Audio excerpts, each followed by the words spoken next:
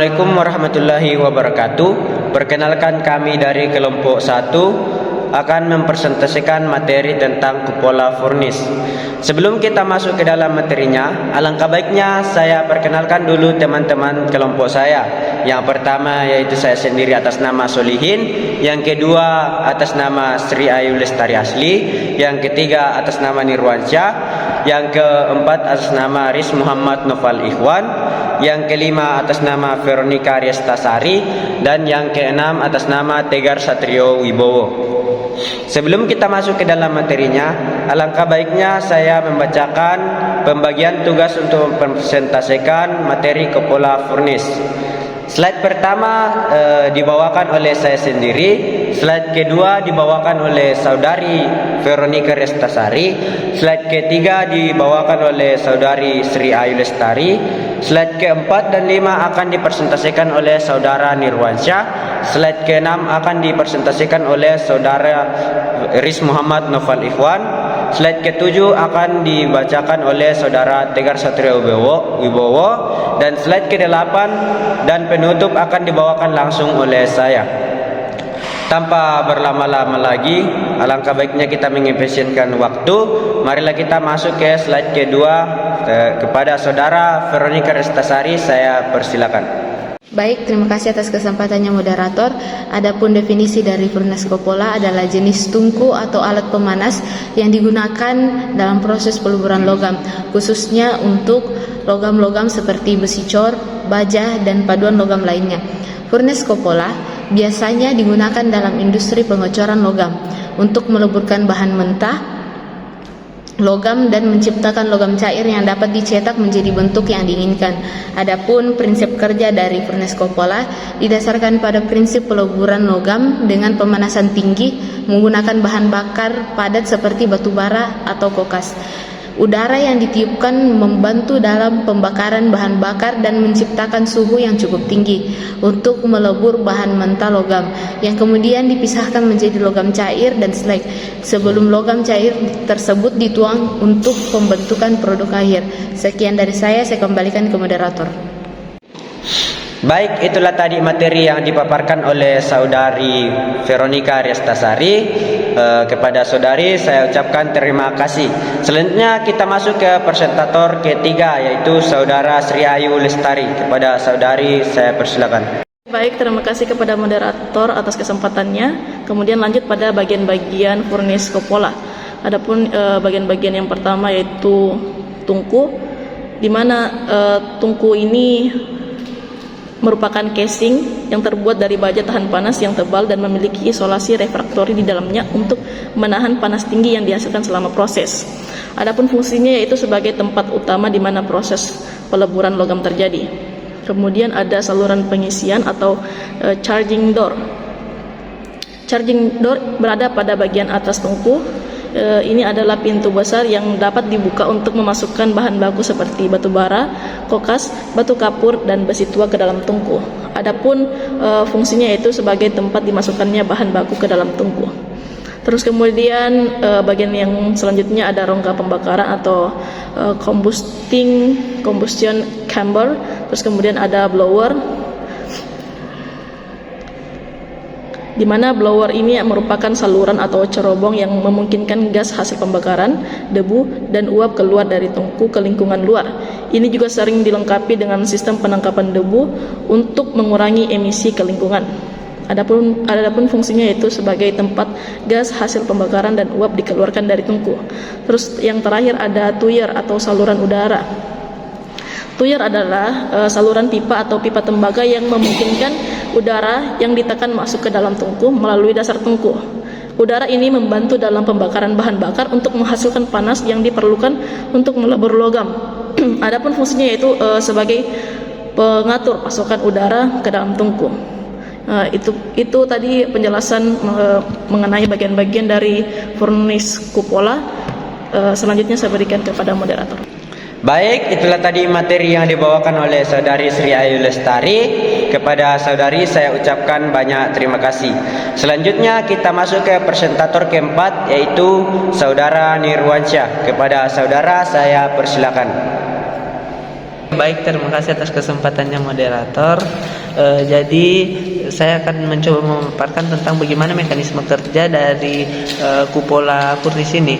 Yang pertama, mekanisme kerja dari kupola furnis ini adalah persiapan bahan baku, di mana bahan baku itu disiapkan seperti bahan logam, batu kapur, dan juga kokas.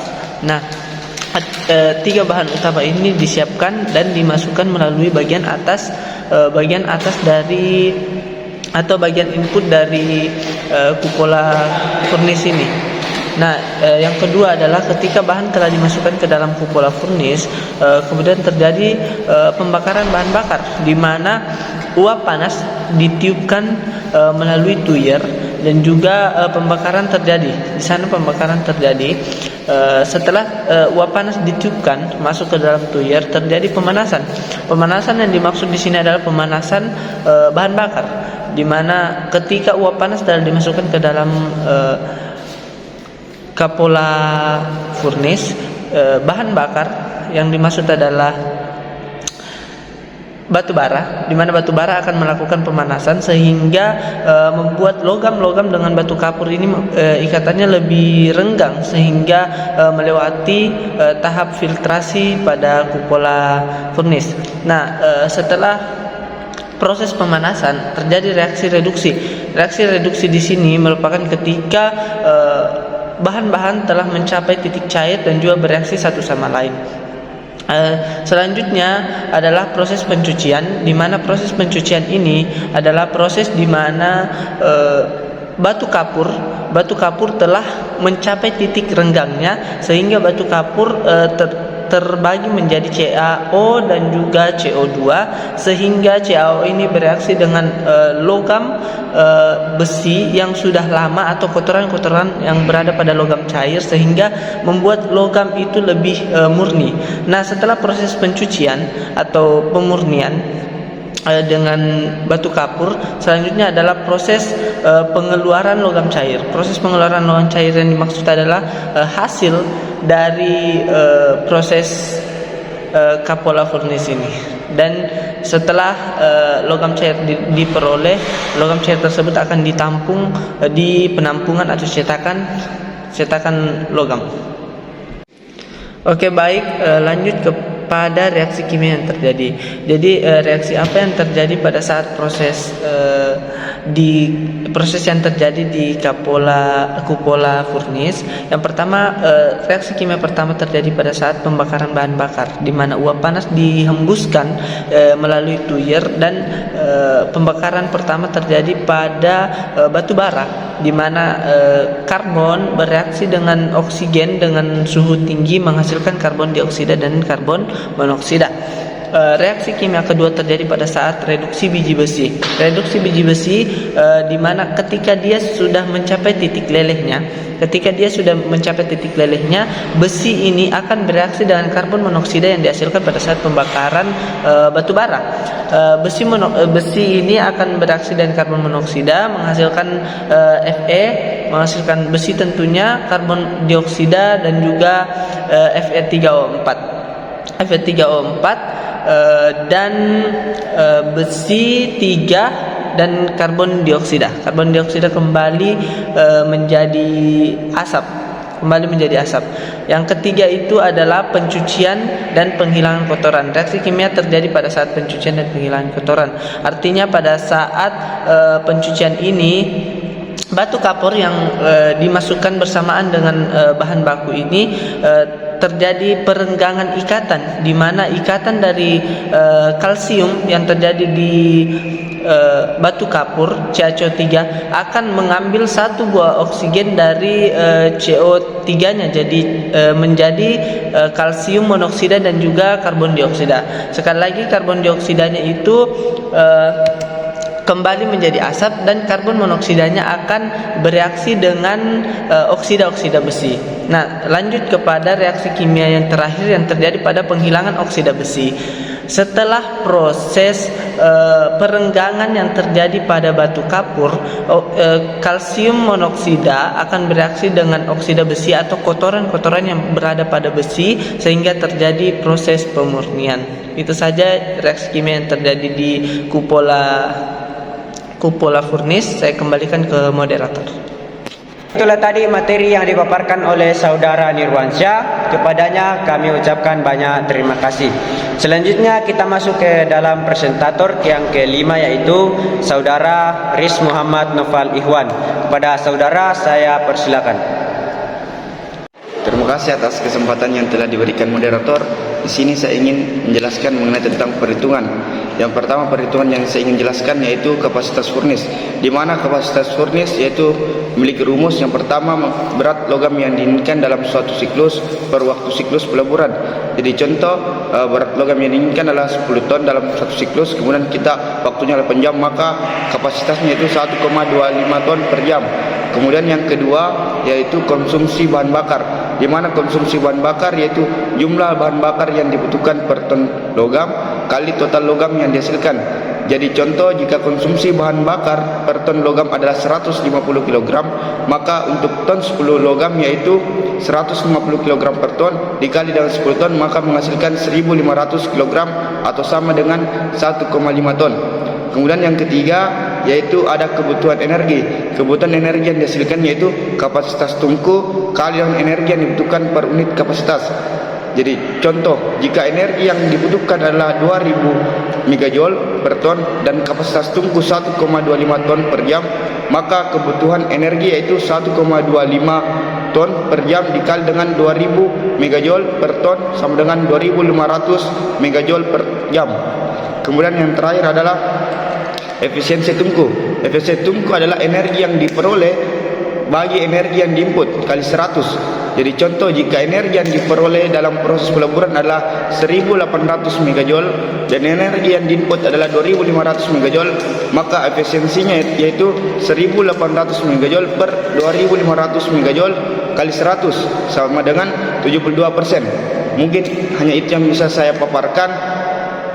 Saya ucapkan banyak terima kasih. Saya kembalikan kepada moderator.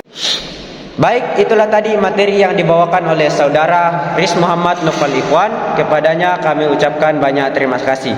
Selanjutnya kita masuk ke dalam presentator yang ke-6, yaitu saudara Tegar Satrio Wibowo. Kepadanya saya persilakan. Baik, terima kasih atas kesempatannya moderator. Di sini saya akan menjelaskan tentang efisiensi produk akhir, maintenance furnace dan bahan bakar. Yang pertama, apa itu efisiensi? Efisiensi cupola furnace bisa bersekitar antara 40% hingga 60%, tergantung pada kondisi operasional dan teknologi yang digunakan. Jadi efisiensi furnace ini dia tergantung pada kondisi operasional dan teknologi yang digunakan. Kemudian kita lanjut di produk akhir. Nah, apa saja produk akhir dari cupola furnace? Yaitu hasil akhir dari cupola furnace adalah logam besi cair yang telah melewati proses peleburan yang kemudian dicetak pada cetakan logam. Jadi dicetak pada cetakan logam atau cetakan-cetakan yang dibuat yang bisa mencetak logam cair. Kemudian kita lanjut di maintenance. Pembersihan tungku secara teratur, memeriksa bagian-bagian yang aus dan rusak, memastikan suku cadang tersedia, memastikan semua sistem kontrol berfungsi dengan baik. Jadi untuk maintenance cupola furnace ini dia sesuai seperti mesin-mesin pada umumnya, yaitu mengganti yang aus, mengganti yang sudah tidak layak pakai, serta memperhatikan controller berfungsi dengan baik atau tidak. Kemudian kita lanjut yang di terakhir, yaitu bahan bakar cupola furnace. Nah, pada umumnya bahan bakar cupola furnace itu biasanya menggunakan bahan bakar batu bara seperti kokas atau kombinasi dari keduanya, begitu. Jadi pada umumnya ini cupola furnace menggunakan batu bara atau kokas. Biasanya juga dicampur antara kokas dan batu bara, antara beberapa persen, misalnya 40% kokas, 60% adalah batu bara. Seperti itu. Itu saja yang bisa saya jelaskan. Saya kembalikan ke moderator. Terima kasih. Baik, itulah tadi materi yang dibawakan oleh Saudara Tegar Satrio Wibowo. Selanjutnya kita masuk ke dalam keunggulan dan kelemahan Cupola Furnace ini. Keunggulan dari Cupola Furnace ini adalah kapasitas besar, kemudian biaya produksi rendah, kemudian fleksibilitas bahan baku, proses peleburan cepat. Kemudian kelemahan dari Cupola Furnace ini yaitu emisi gas beracun, kemudian kendala kontrol kualitas, tidak efisien untuk pemanasan ulang, serta pemeliharaan yang intensif. Nah, mungkin itulah keunggulan dan kelemahan Cupola Furnace ini, sekaligus menutup persentase kita pada kesempatan kali ini. Mungkin sekian dari kelompok kami. Saya akhiri. Wabillahi taufik wal hidayah. Assalamualaikum warahmatullahi wabarakatuh.